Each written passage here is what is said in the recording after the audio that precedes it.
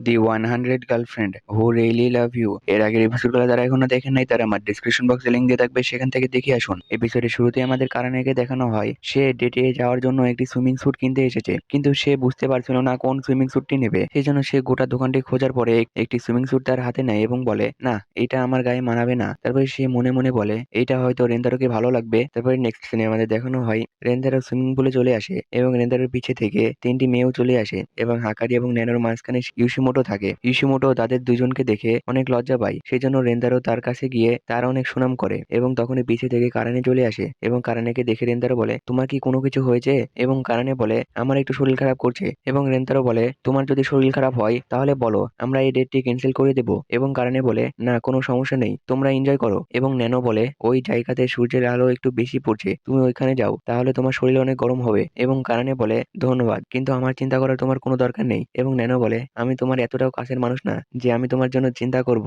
এবং এটা শুনে কারানে অনেক রেগে যায় এবং ন্যানোকে মারা শুরু করে দেয়। তারপরে কারানে বসার জন্য সেই জায়গাটিতে চলে যায়। তারপরে আমাদের দেখানো হয় তারা চারজনে সুইমিং পুলে নেমে পড়ে এবং সুইমিং পুলে নেমে রেন্তারো দেখে ইউসুমোটো পানির মাঝখানে ঘুরছে এবং রেন্তারো বলে, আরে তুমি এমন করছো কেন? এবং ইউসুমোটো বলে, জানি না, কিন্তু আমি এটা থামাতে পারছি না। আর এইদিকে হাকারি ইচ্ছা করে রেন্তারোর কাছাকাছি চলে যায় এবং তার শরীরের সাথে নিজের শরীর টাচ করাতে থাকে এবং বলে, এখানে পানির ঢেউ একটু বেশি। আর এটা দেখে নানো রেন্তারোর হাত তার নিজের বুকের উপরে রেখে দেয় এবং বলে, আমিও চাই তুমি আমার শরীরের অনেক সুনাম করো। এবং হাকারি এটা দেখে সেও এইটাই করতে লাগে এবং হাকারি এবং ন্যানো কথা কাটাকাটি করতে থাকে যে কার বুক সব থেকে বেশি অ্যাট্রাকটিভ। তারপরে তারা যখন সামনে তাকিয়ে দেখে রেন্তারো জ্ঞান হারিয়ে ফেলেছে এবং তার নাক দিয়ে রক্ত বের হতে থাকে। তারপরে তারা দুজন মিলে তাকে উপরে নিয়ে যায় এবং উপরে নিয়ে গিয়ে হাকারি বলে, একে মুখ দিয়ে নিঃশ্বাস দেওয়া লাগবে। এবং হাকারি নিঃশ্বাস দেওয়ার বদলে রেন্তারোকে কিস করতে লাগে এবং তখনই নানু আসে এবং হাকারিকে দূরে সরিয়ে দেয় এবং বলে, এভাবে করলে হবে না। এবং সে নিঃশ্বাস দিতে যায়, কিন্তু নিঃশ্বাস দিতে গিয়ে সেও কিস করতে লাগে। তারপরে আবারও হাকারি তাকে সরিয়ে দেয়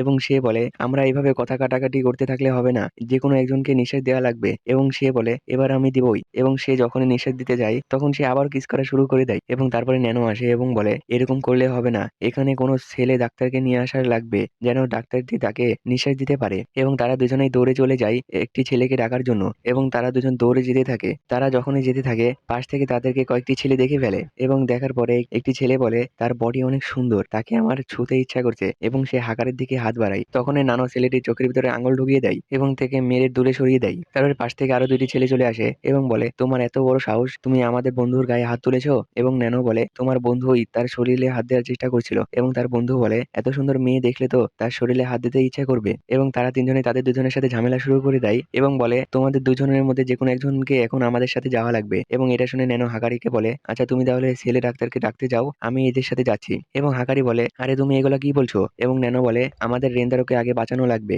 এবং হাকারি বলে, রেন্তারো যদি এটা জানতে পারে তাহলে সে কখনোই খুশি হবে না। আর রেন্তারো এমন ছেলে নয় যে তোমাকে বিলিয়ে দেবে, সে সবাইকেই অনেক ভালোবাসে। তারপরে হাকারি জোরে করে বলে, এর মধ্যে কেউ তোমাদের সাথে যাবে না। এবং ছেলেটি বলে, কি বললে তুমি? তারপরে ছেলেটি তার দিকে হাত বাড়ায়, তখনই তার সামনে রেন্তারো চলে আসে এবং বলে, তুমি তাদের সাথে কি করছো? এবং ছেলেটি বলে, এদের মধ্যে যে কোনো একজনকে আমাদের সাথে যাওয়া লাগবে। এবং রেন্তারো বলে, তোমাদের যা করার ইচ্ছা তোমরা আমার সাথে করো, কিন্তু তাদেরকে ছেড়ে দাও। এবং ছেলেটি বলে, আরে তোমার কি মনে হয় আমরা একটি ছেলেদের সাথে এসব কাজ করব?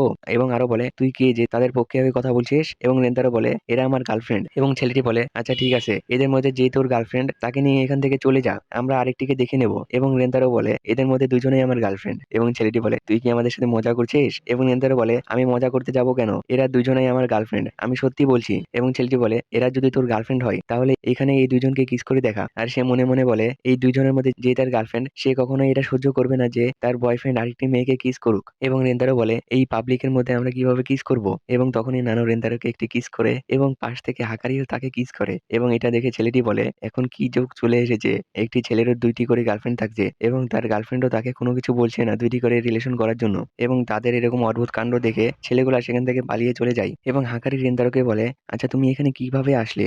এবং নানো বলে, তুমি আমাদের কিভাবে খুঁজলে? এবং তখনই সেখানে কারানে চলে আসে এবং আমাদের পাস্টের সিন দেখানো হয়। সেখানে কারানে দেখে তারা দুইজন ছেলেগুলার মাঝখানে ফেসে গিয়েছে। এইটা দেখে সে রেন্তারোকে খুঁজতে থাকে এবং সে গিয়ে দেখে রেন্তারো একটি জায়গায় পড়ে আছে এবং সে বলতে থাকে, হাকারি এবং ন্যানো বিপদে পড়েছে আর তুমি এখানে এভাবে শুয়ে আছো। এটা শুনে রেন্তারো উঠে পড়ে এবং সে দৌড়ে চলে যায় তোমাদের বাঁচানোর জন্য। এবং প্রেজেন্টের সিন দেখানো হয়, সেখানে রেন্তারো বলে, এটাই ঘটেছিল। এবং সে নানোর কাছে যায় এবং বলে, হাকারিকে বাঁচানোর জন্য ধন্যবাদ, কিন্তু তুমি এরকম রিস্ক কোনো সময় নিবে না। আজকে যদি তোমার কোনো কিছু হয়ে যেত।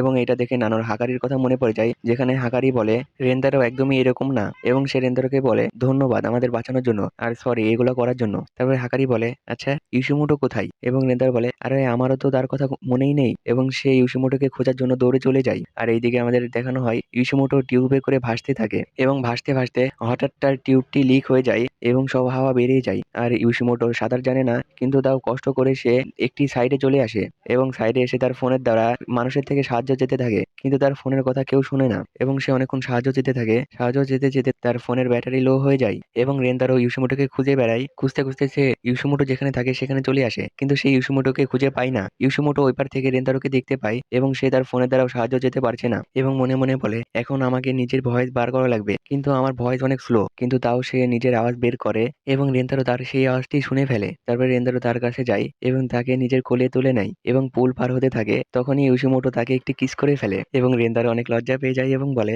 আরে এখানে অনেক লোকজন আছে, তুমি এগুলা কি করছো, এবং ইউশিমোটো অনেক লজ্জা পায়। তারপরে রেন্দারো শিজুকাকে সবার সামনে নিয়ে আসে এবং সবাইকে বলে আমি একটু ব্রেক নিতে চাই, এবং সে কারানেকে বলে তুমিও আমার সাথে চলো, কারণ কারানের শরীর খারাপ ছিল। তারপরে রেন্দারো এবং কারানে একটি জায়গায় বসে থাকে, এবং রেন্দারো কারানেকে বলে তুমি যখন তাদের সাথে কথা বলছিলে তখন তুমি সবসময় ন্যানো এবং হাকারির বুবস দেখছিলে। আমার মনে হয় তুমি তাদের সামনে যেতে কনফিডেন্ট ফিল করছো না, কারণ তাদের বুবস অনেক বড়, এবং চেঞ্জিং রুমে তাদের বুবস দেখে তুমি আরো কনফিডেন্ট হারিয়ে ফেলেছো, সেই জন্য তুমি সুইমিং স্যুট পরে আসছো না। এবং কারণে বলে এরকম কোনো কিছুই না, আমার শরীর খারাপ। এবং রেন্দারো বলে তাহলে তুমি ঠান্ডা জুস অর্ডার দিয়েছো কেন, এবং তখনই কারণে ফেসে যায়, এবং রেন্দারো বলে তুমি দাঁড়িয়ে পড়ো, এবং হাকারি দাঁড়িয়ে যায়, এবং রেন্দারো দাঁড়িয়ে হাকারির জামাটি খুলে ফেলে, এবং এটা দেখে কারণে রেন্দারোকে মারা শুরু করে দেয়। এবং রেন্দারো বলে তুমি সুইমিং স্যুটে অনেক সুন্দর লাগছো, তোমাকে অনেক কিউট লাগছে, এবং কারণে অনেক লজ্জা পেয়ে যায়। এবং রেন্দারো তাকে জড়িয়ে ধরে এবং বলে তোমরা সবাই অনেক কিউট এবং তোমরা অনেক অ্যাট্রাকটিভ, তোমাদের দেখলে যে কেউ প্রেমে পড়ে যাবে। তোমাকে জড়িয়ে ধরাতে আমার বুক অনেক জোরে জোরে লাফাচ্ছে, তুমি কি বুঝতে পারছো?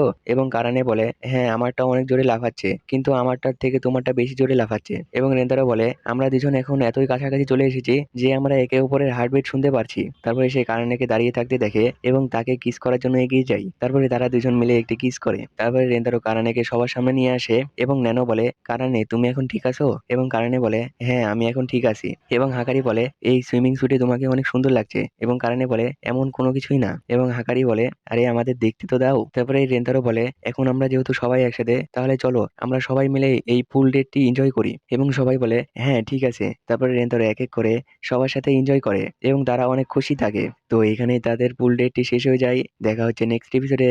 আল্লাহ হাফেজ।